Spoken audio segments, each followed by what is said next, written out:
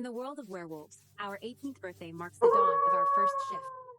The moon goddess herself would brand us with our fated moon, binding us together, forever inseparable. But on that fateful day, all I felt was a fleeting fever. No shift, no power. For that, I was condemned, branded the lowest, most worthless omega. 12 agonizing years. My white wolf remained dormant, a silent curse, and my supposed fated alpha husband, he scorned me, despised me for my barren womb. He, with the very one who plotted my downfall, sired a bastard. And to crown that harlot his Luna, he plotted my murder. Then, a horrifying truth shattered my world. Not only did I uncover his treachery, but I learned my own parents had poisoned me for 3 decades, orchestrating every abnormality within me. But I will not be a lamb led to slaughter. When vengeance descends, my white wolf will finally awaken, unleashing a roar that will shatter worlds and leave none standing. Today was my 30th birthday. I lay in bed as my alpha husband, Ivan, came in and kissed me, just like he always did. But I caught a faint whiff of rotten peaches, the scent of betrayal. Ivan said he was heading to the border for negotiations, leaving me alone in our empty bed. I struggled out of bed, every muscle aching. Unable to shift, unable to bear children, my body was frail, and I was deemed a cripple because of it. My only friend, Debbie, called with birthday wishes. She saw right through the border negotiation lie and urged me to go find him. But when I got to his office, he was nowhere to be found. On his desk was a note, Reese Gallery, 10 a.m. That name sent a chill down my spine. 5 years ago, the woman behind that name almost killed me. My parents had told me she'd been banished. I sped to the address, only to find something completely unexpected. Why was my father's car here? I pushed down my confusion and crept towards the gallery. Through the floor-to-ceiling windows, I saw the most horrifying sight of my life. My husband, Ivan, my father, my mother, Luna Eleanor, and the murderer, Kayla Reese, they were all chatting happily in the gallery, a picture of perfect harmony. In the center of the room, a little boy, about 5 years old, ran around. Up, L for daddy. Ivan scooped him up, his face beaming with doting affection. That child had nothing to do with me. My heart skipped a beat, and my senses suddenly sharpened, becoming unnaturally keen. It was a sensation I hadn't felt in a very long time. That wolfsbane cocktail you've been giving her still isn't working fast enough. Patience, my love. They were poisoning me, and my father standing by, afraid of my bloodline awakening and usurping his power. He was part of this conspiracy too, trying to ensure I died as a weak omega. They weren't just deceiving me, they were systematically murdering me. Something deep inside me snapped.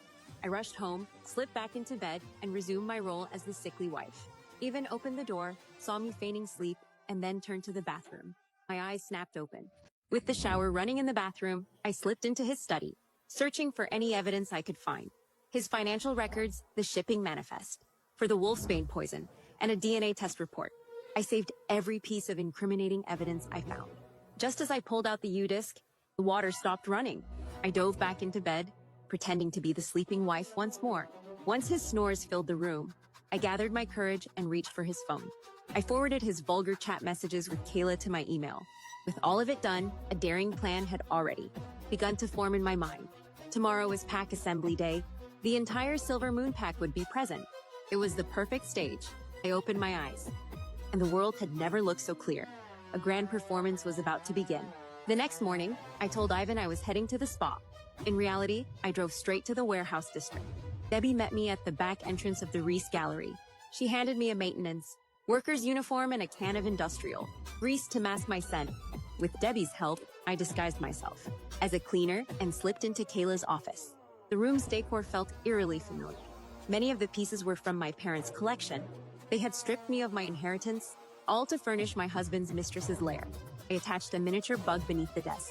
Then Kayla and Ivan walked in, one after the other. My back to them, I frantically scrubbed at a non-existent stain on the wall. In the reflection of a painting, Ivan pressed Kayla tightly against the desk. When is she really going to be gone? I increased the dosage in her morning tea. Her heart will stop during the assembly. They were planning to execute me today. My heart hammered in my chest as I listened to them casually discuss my death. Then Ivan frowned, as if he'd caught an unfamiliar scent. He started walking towards me, telling me to turn around. I couldn't move. One wrong twitch and he'd see my distinctive eyes. I said turn around. He was using his alpha authority. Then he reached out, trying to physically spin me around. Just then, a loud crash echoed from the hallway. It was my friend, Debbie. She'd knocked something over to distract them. Ivan whirled around. Kayla shrieked and ran out. Apparently, her sculpture had been toppled. In the chaos, I grabbed my bucket and slipped out through the side door. Debbie was waiting outside, the engine humming. I tapped the receiver in my ear. Every single word had been recorded, crystal clear. The stage was set. All the props were in place. Drive, Debbie. We've got a show to put on. We arrived at Debbie's apartment. She picked up the U-disc and forwarded the shipping manifest I'd given her to a forensic friend. He owed her a favor and was willing to help her confirm the poison's toxicity level. Then she grabbed a syringe, drew a sample of blood from my arm for a blood test. She injected the blood into a small glass vial, mixing it with a clear liquid. Instantly, the liquid around it turned pitch black. This is way beyond lethal. You should be dead. We both fell into a bewildered silence. But then, the black liquid began to bubble, hiss, and violently transform into a dazzling white. Debbie gasped. My blood was devouring the toxin. This wasn't normal alpha blood. This was white wolf. My heart plummeted. I wasn't a cripple. My blood was supreme. My parents knew all along. That's why they had to hide it, even erase it. They feared my power, my authority. They were desperate to get rid of me. I reached for the stack of disassociation papers on Debbie's desk. If I signed those papers, I'd be a ghost in the eyes of the law. But I didn't need their name. I chose a new name for myself. Hope. Debbie had arranged a private jet for me, flying north at 9 tonight. Before then, I had enough time to utterly destroy them. So, for the last time, I drove back to the mansion. Once home, I packed a few things. Then I picked up the glass of wine brimming with poison. My mother had specially prepared this for me. I took a tiny sip, then poured the rest out. I needed to appear weak enough, but not dead. Then I grabbed the gifts I'd prepared, a digital audio player and some photos. I notified the courier service to package and express deliver them to the Silver Moon Park VIP suite. The pack assembly would be held there tonight. I was done playing the victim, Ariana. Tonight, I was the executioner. I arrived at Lover's Point, directly across from Silver Moon Park.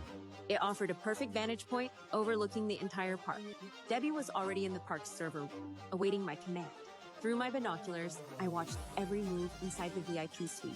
Inside the suite, Ivan played the doting father, while Kayla meticulously prepped. Soon after, a security guard entered the suite, carrying a package. Ivan frowned, taking the deadly surprise I'd sent. The audio player inside activated automatically. She's already radiating the stench of death. It was Kayla's mocking words from before, her face instantly drained of color. It's fake, fabricated. Ivan crushed the device in an instant. Debbie, now. The giant screens in the park suddenly flickered to life. Then, my face appeared a pre-recorded video, the second act of my show. My name is Ariana, and my husband told you I was a sickly woman. But I wasn't sick. I was poisoned. The video showed me holding up medical reports, accusing my parents and my mate, exposing their conspiracy and illicit affair for all to see. Then, photos of 2 DNA test results flashed on screen. Leo Reese, the child originally chosen as the heir. He wasn't the alpha's son. He was a rogue's, a secret even Ivan himself had no idea about. His eyes widened, and he spun to face Kayla. He clearly hadn't expected that while he was betraying me, he was being betrayed himself. His most cherished child, Leo, was the product of another betrayal. I didn't give him a moment to recover. From my perch on the cliff, I began to recite the oath to sever my bond with Ivan. Hi, Ariana of the White Wolf bloodline. Reject you, Alpha Ivan Hughes, as my mate.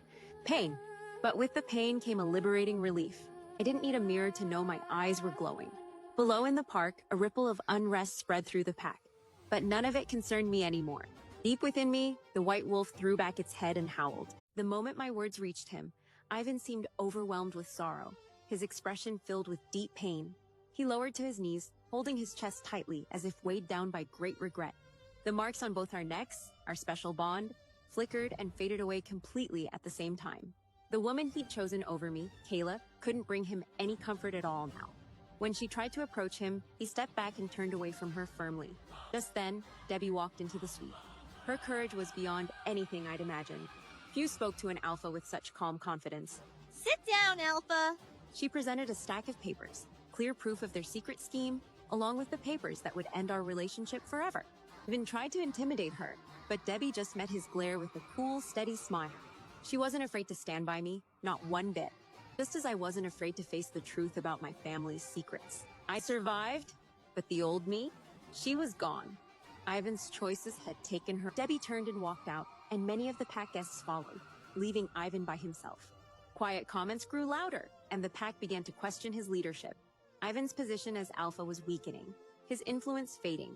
Kayla tried to speak to him, to explain herself, but he spoke sharply at her, asking her to leave in great anger. He was utterly, completely alone. And when Ivan finally returned to the mansion, upset and anxious, he found only an empty, quiet bedroom. And when Ivan finally returned to the mansion, upset and anxious, he found only an empty, quiet bedroom. And in the bathroom, a small, unmarked bottle had been left behind. That was his final, bitter gesture toward me. But I was already gone, leaving that old life behind, stepping onto a new beginning without looking back even once. The champagne tasted like victory. To the future. To the merger, Richard Donovan added. Is it done? She whispered. The courier confirmed delivery and murmured, she drank the tea. By the time the fireworks start, she's gone. A knock on the door, a beta guard entered holding a black box. Package for Alpha Ivan, the guard said, urgent. It frowned. I took the box from Aliana. Pathetic, it muttered, probably a scrapbook. Open it, Kirillov. It tore the paper off and flipped the lid. Inside, a photo and a device. The device clicked. She smells of death already? The glass slipped from my fingers. Put the mule down, Ivan. Silence descended on the suite. My heart hammered, my blood ran cold. That wolfsbane cocktail you've been feeding her. Turn it off, Kira shrieked. It crushed the device in my hand. It's a fake, I roared, a fabrication. Suddenly the lights flickered. Outside, a collective gasp rose from the crowd. He ran out the window, the massive screen she had changed. It was Aliana. My name is Aliana Hughes. Kill the feed, it shouted into my mind link. I can't, Alpha, the technician screamed. Someone locked us out of the mainframe. I watched as Aliana held up the reports. I was poisoned. Wolfsbane. The growls started then, the sound of loyalty dying. Then came the DNA test. Leo Reese is not the Alpha son. I spun around to look at Kira. She was trembling. The scent of peaches turned sour. Ivan, listen to me, she stammered. She's lying. I looked at Leo, really looked at him. I searched for my chin, my nose. I saw nothing but a stranger. Aliana's voice on the screen deepened. Aliana, of the White Wolf bloodline. White Wolf, Richard whispered, impossible. Reject you, Alpha Ivan Hughes, as my mate? The air in the room vanished. Overnight, my Wolfpack empire crumbled. The silver moonstock had plummeted. The elders were demanding my resignation. And me? I just sat there staring blankly at the office wall. Just a joke, sitting in the ruins of everything I'd built. Ivan, you have to do something. My woman Kayla still putting on an act for me with that bastard child in her arms. She thought that with nothing left I'd have to rely on her. That's when the kid playing nearby reached out for the solid silver paperweight on my desk. A detail I'd always overlooked, and it hit me like a thunderbolt. Kayla never let the kid touch anything silver. Not in restaurants, not in our bedroom. She said his skin was sensitive. But now I finally understood. Leo, bring it here. Kayla's face went deathly pale. She tried to stop him. But I didn't give her the chance. He's the heir of the Alpha Pack. He's strong. Bring it here, Leo. The moment the kid's hand touched the silver, a blood-curdling scream tore through the office. His palm was seared, blistered, blackened, weeping fluid. A pure-blood alpha wolf is never afraid of silver. Only an omegirl tainted by impure blood gets burned. His skin is sensitive. Kayla screamed, bandaging his hands as she spoke. I shoved her aside and pulled a rapid DNA tester from the drawer. I shoved a swab into that bastard's mouth, then into the machine. The machine beeped. Paternity match, 0. Bloodline, Omega and Stray Wolf hybrid. For a lie, I poisoned my fated mate with my own hands. I destroyed everything I had. I turned to Kayla, sobbing on the floor, and asked only one thing. Whose? A drifter. From the wastelands. You were always so busy with work. She cried like she was the victim. I laughed like a madman. Guards, 2 warriors walked in. I ordered them to banish mother and son from the pack, take them to the border, strip them of their names. They are never to set foot in pack territory again. If they ever dare to return, kill on sight. My parents burst in, still trying to control my life. Ivan, we can fix this. We can adopt a real heir. They said they could find me another woman, someone from a good family. Get out. I froze all their accounts. My mother was still screaming, calling my mate a reject. I walked over to the shattered window. The sun was shining outside, but my heart was stone cold. I finally roared out the truth that we had all trampled on. She wasn't a reject. She was the legendary White Wolf, the queen who was meant to lead us to glory. I listened to you, and I lost the only thing that ever mattered. And we threw her away like garbage. They ran. I was the only one left in the office. I had all the power, all the money, and I was the poorest man on earth. It's been half a year since I escaped that cage. In the free air of the north, I finally found myself again. I am Hope, a giant white wolf. Hunting, running in these mountains, I am queen. But today my friend told me something. He's here. The man who ruined 5 years of my life, Ivan. They say he's been waiting at the docks for 3 days, like a beggar, sleeping under the pier. And they say he's dying. I walked towards the docks, umbrella in hand. The rain poured down. I saw him, the once high and mighty Alpha, now in rags, reeking of decay. He saw me, and a pathetic hope flared in his eyes. Ariana. That was my old name, a name for the weak. It's Hope. Ariana died in that house. He dropped to his knees in the mud with a sickening thud. He cried, he repented, claiming his eyes had been blinded. He said his wolf was dying, begging me to return, to be his Luna again. I watched him, cold and unmoving. You don't want me. You want the power of the white wolf. Oh, I love you. You only love yourself. I turned to leave, not bothering with another word. But he went insane, reaching out, trying to grab my ankle. My eyes flashed gold. A powerful aura erupted, pinning him down in the mud. I looked down at him, every word a hammer blow. You killed the girl who loved you. Don't expect mercy from the woman who survived.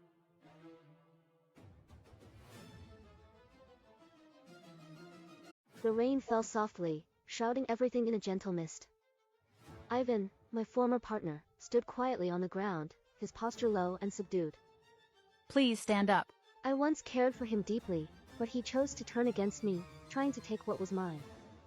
Now, this chapter has come to a gentle close. Please leave. My voice held a quiet firmness, calm and clear, with no room for doubt. Go back to your home and find peace within yourself. His body tensed slightly. He hesitated for a moment, but chose to listen quietly. Sad tears rolled down his cheeks. Ariana? He turned slowly, and walked quietly into the rain, gradually fading from sight. I stood quietly until his figure vanished completely, then turned away calmly. The next day, a dark car stopped outside my home. 2 people I once knew stepped out. They brought a small gift with them, wearing gentle smiles on their faces. Dear, we've heard about you. We came to see how you're doing. We're truly glad for you. I smiled back at them softly. These were the same people who, when I was young, tried to keep my natural gifts hidden away. All because they didn't understand the special light inside me. Glad for me? Is that why you tried to hide who I really am? We only wanted to keep you safe. I took their gift gently and set it down on the table nearby. I knew their words weren't genuine, and I chose to let it go quietly. My name is Hope, and I have no parents. They finally dropped their pretense, their faces contorted with rage. The white wolf must belong to the Donovan family. I couldn't be bothered with their nonsense anymore. My bones cracked and shifted, transforming me into the legendary beast. I loomed over them, letting out a low, guttural growl. Fear made them scramble, pissing themselves as they fled back to their car. I used my mental power to issue my final command. Get out. Another problem also solved. Time fast-forwarded to New Year's Eve.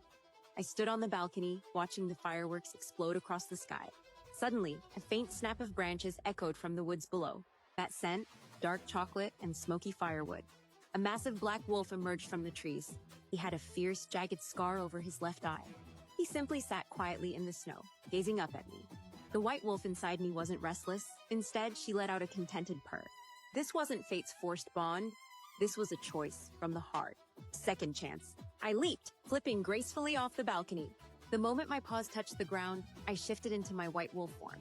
1 black, 1 white, 2 giant wolves, noses touching. I nudged my head against his shoulder. Want to chase me? Let's see what you've got. I turned and dashed into the dark forest.